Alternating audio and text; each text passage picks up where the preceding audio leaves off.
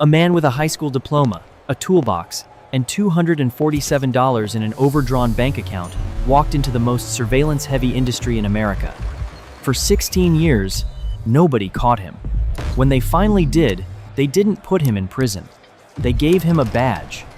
This is the true story of Tommy Glenn Carmichael, the locksmith who broke every casino in America and then got hired to fix them.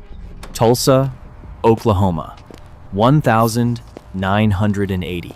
Tommy Glenn Carmichael is 35 years old, high school dropout, works as a TV repairman and locksmith, makes $18,000 a year, lives in a small apartment with his wife and 2 kids. He is genuinely, seriously good with his hands, not just competent, but gifted. Give him a broken lock and he'll have it open in 5 minutes, humming while he works. Give him a television with no picture, and he'll find the bad capacitor before you finish your coffee. But his hands aren't making him rich. Tommy is broke, not just tight structurally, persistently, exhaustingly broke. Bills piling up at the end of every month. The car needs repairs he keeps deferring. His kids need new shoes. The American dream, from where Tommy is standing, looks like a joke designed for people who started somewhere else. One evening, the phone rings. It's his friend Ray. You ever been to Vegas? Can't afford it. What if I told you there's a way to make money there using your skills? Your actual skills. Tommy listens. Ray explains. Slot machines are mechanical. They have moving parts, sensors, switches. And if you really understand how they work, not the surface, the actual mechanics, you can manipulate them. I've been doing it 6 months, Ray says. Made $40,000. He lets that sit. But I need someone who knows locks, someone who can build tools. Ray slides something across the table. A crude device, a bent piece of metal attached to a wire. It looks like junk, like something you'd pull from a drain. But Ray says it can trick a slot machine into believing it has received coins when it hasn't. It's called a slider. You insert it into the coin slot. It blocks the coin counter. The machine thinks you're feeding it quarters when you're not. Tommy stares at it. That's illegal. Only if you get caught. And we won't, because we're going to be smart about it. Different casinos, small wins. We look like lucky tourists. Tommy thinks about his bank account. He thinks about the stack of bills on the kitchen counter. He thinks about his kids. Show me how it works. 2 weeks later, Tommy and Ray drive to Las Vegas. February 1980, Fremont Casino, downtown Las Vegas, the old part of the city, the part that existed before Las Vegas decided it wanted to be glamorous, low ceilings, neon signs that hum and flicker, cigarette smoke thick enough to feel against your skin. The carpets are dark and stained, with the residue of 10,000 losing nights. These are not the casinos on the Strip. These are the ones that built Vegas before Vegas knew what it would become. And the machines here are old, mechanical. 1970s models with moving parts and physical switches, and every vulnerability Ray has been exploiting for 6 months. Tommy's heart is hammering as he moves through the floor. He has never stolen anything in his life. Not a candy bar, not a paperclip. His hands are sweating. Ray walks ahead of him, casual and relaxed, nodding at a cocktail waitress. Completely at home. They don't look at each other. They don't sit near each other. Ray finds a row of machines near the back wall. He sits at one. Tommy takes a machine several spots down, and he watches. He sees Ray insert a quarter. Then so smoothly you would miss it entirely if you weren't looking for it. Ray slips something into the coin slot alongside the quarter. The slider. Thin metal, almost invisible, the width of a blade. Ray pulls the lever. The machine spins. Loses. Pulls again. Loses. Third time. 3 cherries. The machine dumps 20 quarters into the tray. Ray scoops them. Plays again. Wins again. Another 20 quarters. After 10 minutes, Ray cashes out and walks away with $200 in quarters. He started with $1. Nobody noticed. No alarm. No security camera swinging in their direction. Just a lucky player having a good afternoon. Now it's Tommy's turn. He inserts a quarter. His hand is shaking just enough that he feels it, just enough to know that this is real and consequential, and there is no version of this moment where he is not crossing a line. He pulls the slider from his pocket. It's disguised as a car key, metal, thin, bent at a specific angle. He slides it into the coin slot. feels it catch on the internal mechanism, exactly the way Ray showed him. He pulls the lever, the reels spin. Stop on 3 bars. The machine pays out, 50 quarters. Tommy sits completely still for 1 second. His chest floods with something he hasn't felt in years, the sense that what he is capable of has actual value in the world. He plays 10 more times, wins 8. After 15 minutes, Tommy cashes out $180 in profit. He meets Ray outside, both of them trying not to smile too wide. "See?" Ray says. "Easy." They hit 4 more casinos that day. Fremont Street, old downtown properties with old machines. By midnight, Tommy has $890 in his pocket, more than he makes in 2 full weeks at his day job. If you're not subscribed yet, hit that button right now. This is exactly what this channel is built for, and there is a lot more where this came from. Driving back to Tulsa the next morning, something has already changed inside Tommy. It's not just the money, it's the realization that his mind and his hands, the things he has been good at his entire life, might finally be worth something serious. That feeling is useful and dangerous in equal measure. Tommy makes a decision. He is going to build a better slider, and he is going to do this full time. For the next 6 months, Tommy converts his garage into an engineering lab. He buys old slot machines from casino auctions and dismantles them completely, not to understand them in a general sense, but to know them the way a surgeon knows a body they have operated on 100 times.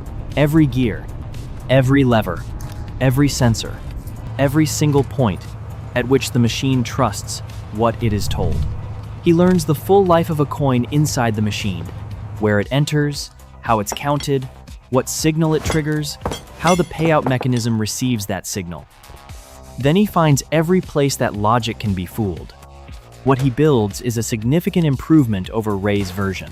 He switches to dental tool steel harder, thinner, more precise. He tests a dozen bend angles before landing on the one that catches the mechanism cleanest every time. He extends the reach to hit deeper components. He reduces insertion time from 10 seconds to 3. He tests it on his garage machines until the success rate is 95%.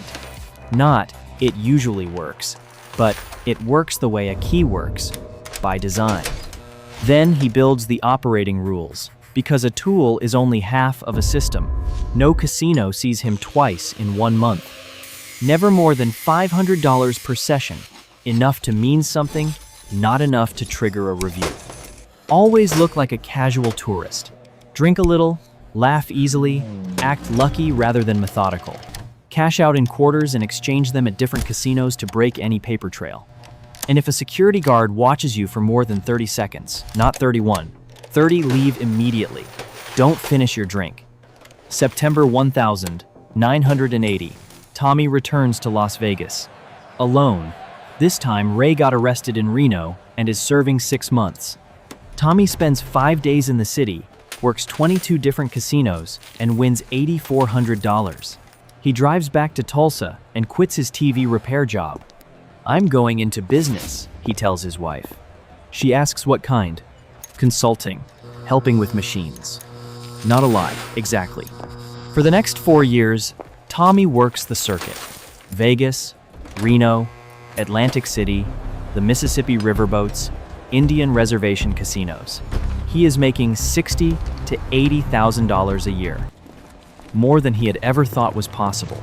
He upgrades his family's life quietly, in measured increments that won't attract attention.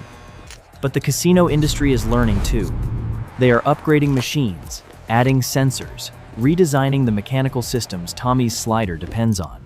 By late 1984, the slider is failing on the newest models. Most cheaters, at this point, take the money and go home. Tommy goes back to his garage.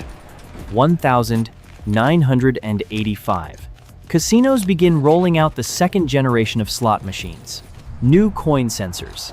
Anti-manipulation shields physically blocking the coin slot from the mechanisms inside. The slider is finished. Tommy buys one of the new machines and spends 3 weeks taking it apart. What he finds is this. These machines still use a mechanical switch inside the coin path. A coin passes through, flips the switch. The switch sends a signal to the payout system. 1 coin, 1 signal. A clean, Simple mechanism. And a clean, simple mechanism always has exactly one point of failure. If you can reach that switch without using a coin, if you can trigger it directly, the machine will respond exactly as if a coin passed through. It will never know the difference, because the switch cannot tell the difference. It only knows flipped or not flipped. The challenge is that the shields block the coin slot. The old approach is gone. Tommy picks up a guitar string high E, the thinnest string on the instrument, and attaches it to a thin metal rod with a hook bent at the tip, 12 inches total. Flexible enough to navigate past the shields, rigid enough to find the switch when it gets there. He calls it the monkey paw. Using it is nothing like the slider. The slider was mechanical confidence. Insert, pull, done. The monkey paw requires patience and feel navigating blind through the inside of a machine, past obstacles you cannot see, until the hook finds something solid. Tommy describes it later as picking a lock in complete darkness, except the lock is a moving target and you are doing it in a room full of people. He is a locksmith. This is precisely what he does. October 1985. Tommy tests the monkey paw at the Tropicana in Vegas. First attempt. He cannot get past the second shield. He pockets the tool, finishes his drink, moves to a different machine. Second attempt. He reaches the switch, trips it, but the machine registers an error and shuts down. A technician glances his direction. Tommy is already walking toward the exit.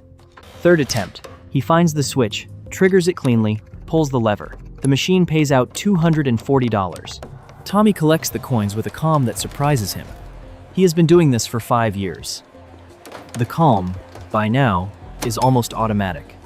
He spends the next 2 years perfecting the technique. Different machines have different internal geometries. The shields sit at slightly different angles. The switch is positioned slightly differently.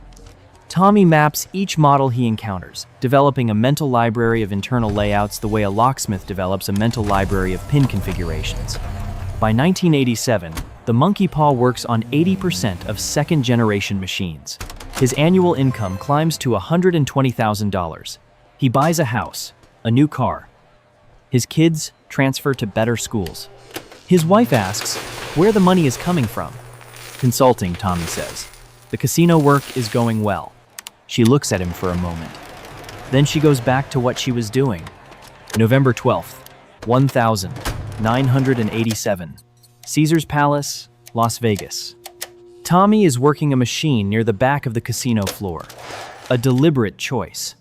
He has learned, through years of observation, that surveillance cameras have limited field coverage near the walls, that security routes favor the high-traffic center of the floor, that being invisible is mostly a function of being boring.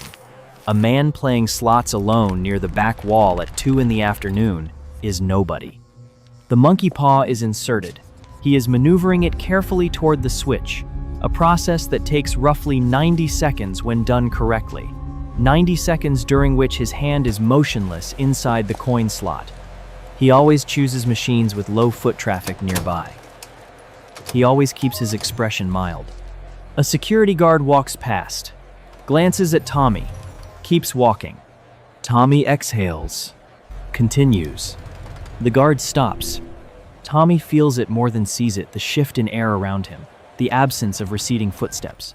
His hand goes still inside the machine. The guard walks back. Sir, what are you doing? Playing slots. What's it look like? Sir, stand up, please. Tommy stands. The guard radios for backup. 2 more guards arrive in under a minute. They look at the machine.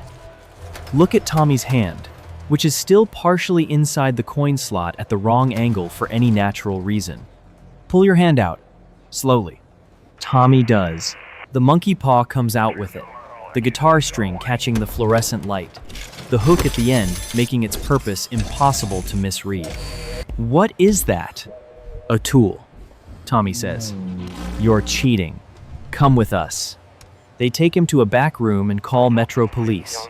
He is arrested for cheating at gambling. Bail, $5,000. His wife comes to pay it. She doesn't ask questions in the car. She stares at the road and doesn't say anything at all. The trial is February 1988. Tommy's lawyer argues that the monkey paw didn't alter programming or damage property. It merely interacted with an existing mechanical component. The argument is technically sound.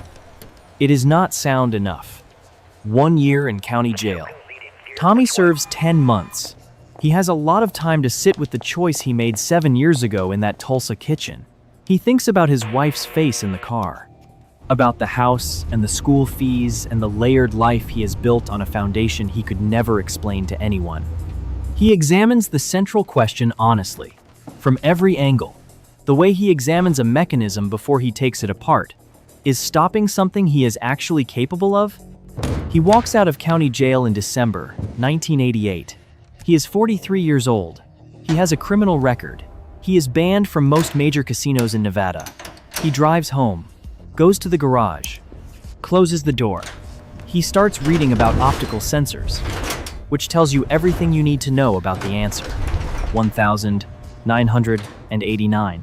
The casino industry rolls out the third generation of slot machines, electronic sensors, optical counters. No more mechanical switches to hook. No more physical coin paths to manipulate. These machines count coins using a beam of light. Coin passes through, beam breaks, sensor registers, coin, break, count. It is almost elegant. Almost. Tommy studies the new machines for months. He runs experiments at his workbench. He is not trying to trick the input. This time, the input is protected well enough. He is going after something the industry has not thought to defend: the output. Every slot machine has a sensor at the mouth of the payout chute, counting each coin as it exits. When the count matches the jackpot amount, the payout stops. One sensor, one count, one stop. Blind the sensor and the machine cannot count. And a machine that cannot count does not know when to stop. Tommy builds what he calls the light wand. A small battery, a bright LED, a thin curved wire housing with a tip designed to navigate the payout chute, not the coin slot this time. The payout chute, the exit. You insert it after you win, not before you play. You play normally, you lose normally, you look entirely normal. Then a small win hits, the machine begins paying out, and while the coins are falling, you slide the light wand into the chute. The sensor is blinded, the machine loses count. It does not know when to stop. It simply continues paying until you remove the wand. The light wand works on 99% of electronic slot machines. Every property in America, cruise ships, Australia, Europe. The most comprehensive cheating device ever built for the casino floor, assembled from parts that cost $12. January 1990. Circus, Las Vegas. Tommy sits at a $1 machine, loses 5 spins. On the 6th, 3 symbols align a modest win, $20. The machine begins paying. Tommy reaches toward the tray in the natural, slightly impatient way of a man expecting his coins. As his hand reaches the tray, he inserts the light wand into the payout chute, activates it. The machine does not stop paying. He lets it run for 90 seconds. $850 in quarters drop into the tray. He removes the wand. The machine stops. No error code. No alarm. Tommy cashes out, exchanges his quarters at the cashier, and steps out into the Nevada afternoon. He sits in his rental car and lets the magnitude of what he has just built settle over him. He has spent 9 years developing tools that work on mechanical systems, fighting a slow arms race against an industry with vastly more resources than him. He has won that arms race every single time. But this is different. There is no obvious counter to the light wand. Not yet. The light wand changes everything. What follows is 7 years, 1990 to 1996, that Tommy Carmichael will never fully explain to anyone, including himself. The summer of 1992, Atlantic City. Tommy finishes his 3rd casino of the morning and sits on a bench facing the ocean. His jacket pocket holds $11,000. He has 40 minutes before his next session. He watches the water. He thinks about the garage in Tulsa, and the stack of bills on the kitchen counter, and the feeling of being perpetually behind in a life that should be going somewhere. He is not behind anymore. He has not been behind in years, and yet he has no intention of stopping, which tells him something about himself that he is not quite ready to look at directly. He works 6 to 8 casinos a day, rotating properties on a strict 6-week cycle, varying his appearance, tipping the same modest amount at every stop, losing on purpose at intervals to maintain the statistical profile of a recreational player. Daily average: $12,000 to $15,000, $2 to $3 million per year. He does not look like any of that. He drives a normal car, stays in mid-range hotels, wears clothes from no particular era. He is, in every visible way, a slightly lucky retiree who enjoys slot machines more than most people and occasionally has a good day. He never celebrates, never lingers. He collects what the machines give him and moves on, because he is not lucky he is working, and people who are working do not draw attention. By 1995, Tommy has stolen an estimated $12 million from American casinos. He has houses in 3 states. His kids are in college. He has invested in legitimate businesses under names that don't connect to him. On paper, he barely exists. But something is already moving in the background, something he cannot see yet, because it is happening in a basement office in Carson City, Nevada, and it has his name on it. 1,995. Nevada Gaming Control Board. An analyst is reviewing payout records from 200 casinos across the state. She is looking for statistical anomalies, patterns the math doesn't support. She finds one that she cannot explain. Slot machines manufactured between 1,989 and 1,993 are paying out at a rate 0.3% above their programmed return rate. 0.3% sounds invisible. Across millions of spins, it represents tens of millions of dollars in payouts that have no mathematical justification. She pulls surveillance footage from the casinos with the highest anomalies and watches hours of recordings.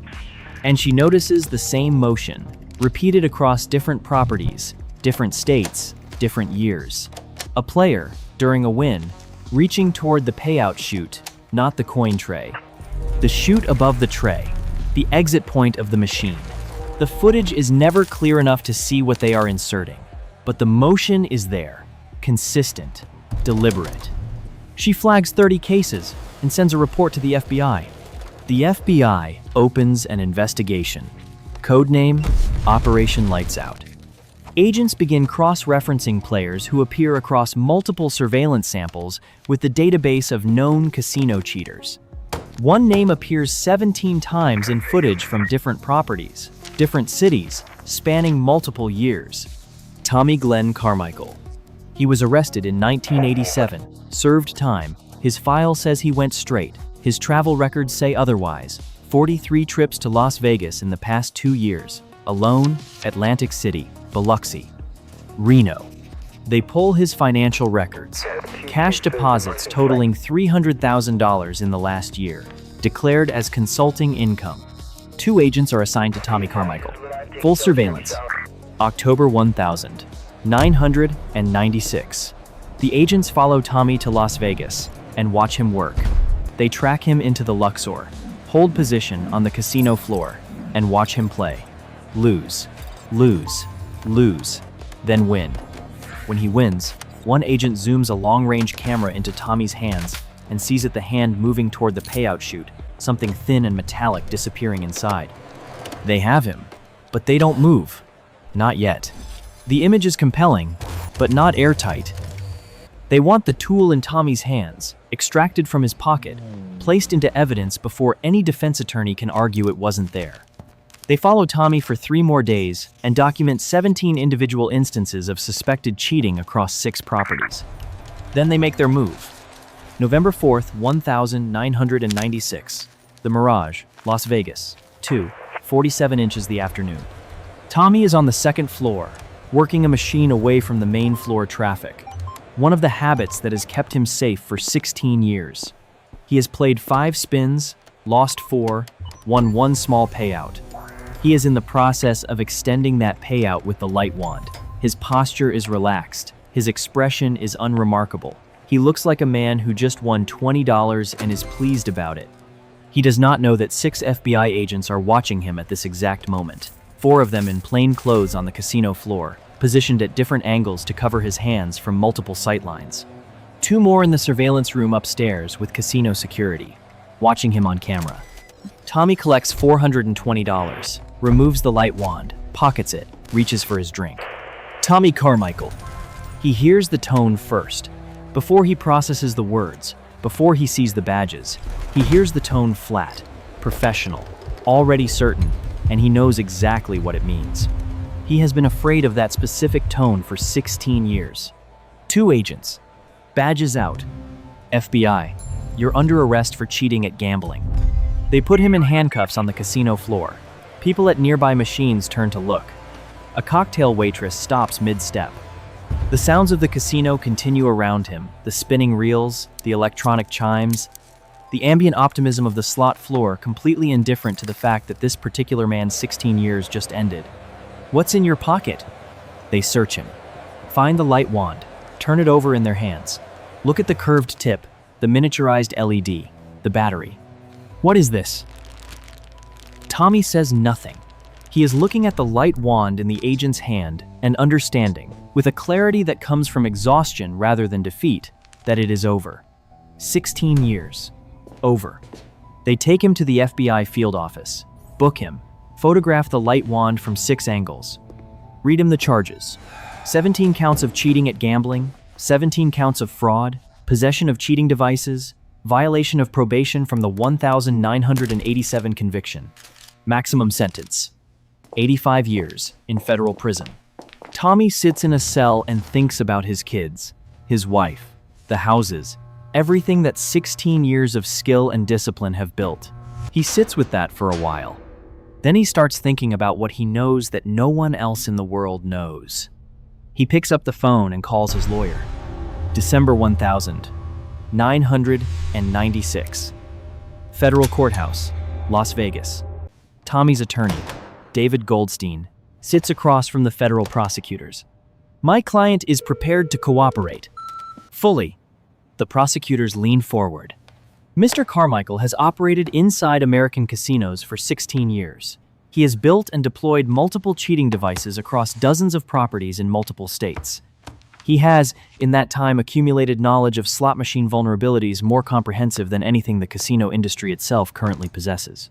He knows which machines are exploitable, which sensors can be defeated, which security protocols have blind spots, and where those blind spots are. What is he offering? Everything. Every device surrendered. Complete technical documentation of how each one works. Hands-on training for casino security teams across the country. Consultation for gaming control boards. Expert witness testimony in active cheating prosecutions. In exchange for what? No federal prison. Probation. Community service. A fine. And a permanent agreement that he never enters a casino again. The prosecutors step outside. When they come back, the answer is yes. The knowledge Tommy is offering will prevent losses that dwarf what he has taken. The math is simple. January 1997. The deal is signed. Tommy's sentence: 3 years probation, 500 hours of community service, a $50,000 fine, and a permanent ban from every casino in Nevada. In exchange, he surrenders all cheating devices, the slider, the monkey paw, the light wand, and 11 others that federal investigators have never seen before, and commits to 2 years of consulting for the Gaming Control Board. February 1997. Tommy sits across from a room full of FBI agents and Gaming Control Board investigators and spends 3 full days doing something he has never done before, explaining, in complete technical detail, everything he figured out across 16 years in his garage. Which sensors can be blinded and how? Which mechanical switches can be triggered without coins? Which machine models are vulnerable? How to recognize the specific hand movements of someone using a device, where the cameras miss. The investigators take notes. They take apart the surrendered devices and examine them with the expressions of people who have just discovered that the building they have been guarding has a second door they never knew existed. The information is distributed to every major casino in the United States. Within 6 months, the industry implements a new generation of countermeasures. Optical sensors with redundant verification that cannot be defeated by a single light source, tamper-evident payout chutes, automated alerts for payout patterns that deviate from statistical norms, enhanced surveillance protocols focused specifically on the payout chute area, and accelerated replacement schedules for vulnerable machine models. The era of mechanical and electronic slot machine, cheating the era that Tommy Carmichael had defined, dominated, and extended for 16 years, is officially over. And the man who ended it is the same man who invented it. 1998. Tommy Carmichael starts his second career. The phone calls come from people he did not expect. Casino security directors who need their teams trained. Gaming control boards, building new detection protocols. Attorneys prosecuting cheating cases who need an expert witness who can explain, in terms a jury can follow, exactly how a light wand works and what it does to a machine's internal accounting.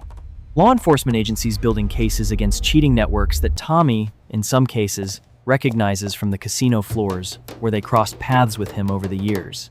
His fees: $5,000 per day for security training, vulnerability assessments for new machine models, device detection workshops, expert witness testimony in federal cases. The same industry he spent 16 years stealing from is now paying generously for the knowledge he spent 16 years acquiring. His first client, MGM Grand, a property he had almost certainly stolen over $200,000 from. Tommy stands in front of 40 security personnel in a conference room. He is holding the light wand. He holds it up so the whole room can see it clearly. This device cost me $12 to build. Over 10 years, I used it to steal approximately $4 million from casinos like this one. The room is completely silent. I'm going to teach you how to find it, how to detect it, how to stop it. But first, I'm going to tell you something that no surveillance manual has ever told you, because no surveillance manual was written by someone who has actually done this. He sets the light wand down on the table. You have been watching machines. You need to start watching people. He shows them the insertion technique, the specific angle of the wrist, the body position used to screen the payout chute from nearby cameras, the timing of the movement, how a skilled user inserts the device in the same motion as reaching for coins, making the two actions visually indistinguishable without the right camera angle. Watch for players who reach toward the payout chute during a win. Not the coin tray, the chute above the tray. Players have no legitimate reason to touch that area. If a hand goes there during a payout, that is not curiosity. That is a signal. Watch for players who win consistently on machines manufactured before 1993, but never on newer models. That generation gap is a fingerprint. Watch for players who cash out immediately after a significant win. No celebration, no lingering at the machine, no looking around to see if anyone noticed. They collect and they leave because they are not lucky. They are working. Lucky people stay. People who are working leave. Tommy's training reshapes how the casino industry thinks about surveillance. For 3 decades, the focus had been on the machines monitoring outputs, checking sensors, analyzing payout data for anomalies. Tommy redirects the entire framework toward the behavior of the people using those machines. Within 2 years, detection rates for cheating devices increase across every property that runs his program. He makes $400,000 legally in those 2 years, more than he ever made in his single best year of cheating. Here is where the full account of Tommy Glenn Carmichael lands.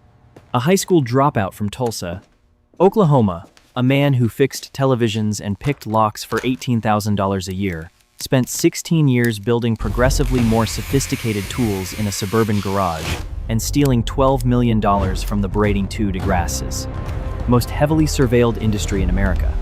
In 16 years of active operation, across hundreds of casinos in multiple states and multiple countries, he served less than 1 year in jail total. When he was finally caught for good, the federal government looked at what he knew and decided his knowledge was worth more than his punishment. The casinos hired him.